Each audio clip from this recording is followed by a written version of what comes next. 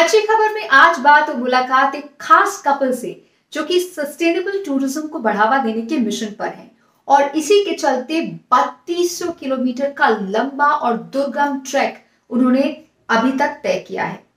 मनाली से लेकर लेह और फिर श्रीनगर तक। जी हाँ, 9 महीनों का ये सफर आसान नहीं था, लेकिन मिशन भी काफी बड़ा है।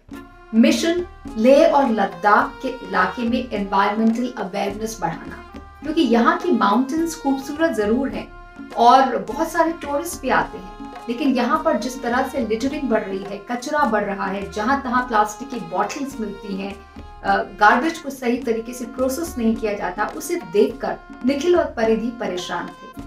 और 2019 में अपने पहले सफर के बाद ही उन्होंने तय कर लिया कि वो कॉर्पोरेट दुनिया के लिए नहीं बने हैं, वो यहाँ के टूरिज्म को सस्टेनेबल तरीके से बढ़ावा देने के लिए काम करेंगे। और इसी के लिए इन्होंने चुना पैदल चलने का, वॉक एक्सपीडिशन का रास्ता, यानी चलते चलते लोगों को जागरूक करना। और ये मुहिम रंग भी लाई। ये जहां से भी चलते निकलते गए, वहां हर गांव में एक पेड़ लगाते चले। वहां के लोकल्स, वहां के स्थानीय लोगों से घुल मिलकर उनके मुद्दों को जाना और उन्हें एनवायरमेंटली अवेयर किया, जिससे कि वो यहाँ के इकोसिस्टम को और बेहतर तरीके से सस्टेन कर पाए।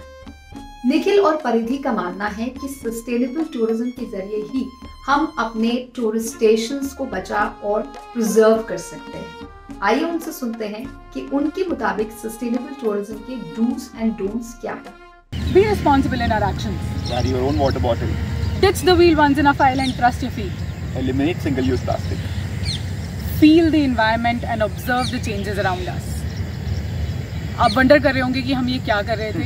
ये हमारी पर्सनल लिस्ट है हमारे रोजमर्रा के एक्शंस को बदलने की विद अ सस्टेनेबल माइंडसेट। ये हमने अपने लिए एक एनवायरमेंटल ABCD बनाने की कोशिश की है, जिससे कि हम अपने एक्शंस में बदलाव ला सकें।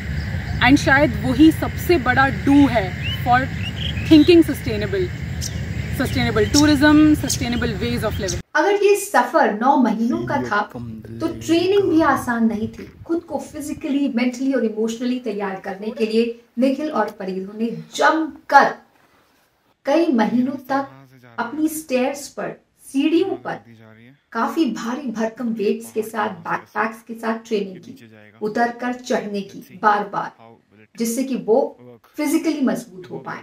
योगा के साथ साथ वेट ट्रेनिंग की और साथ ही रिसोर्सेज जमा किए, जिससे कि इतने लंबे सफर में खुद को सरवाइव कर पाए। अच्छी खबर से खास बातचीत में निखिल और परिधि ने अपने एक्सपीरियंस को शेयर किया। हमारी इस जर्नी में जो लोग थे, वहाँ के लोकल्स थे, वो बहुत ही ज़्यादा एनकरेजिंग और वेलकमिंग थे। हमें इस जर्नी में बहुत ज़्यादा प्यार एंड सपोर्ट मिला है। लोग बहुत सरप्राइज हुए कि हम पैदल चल रहे हैं आज के दौर में।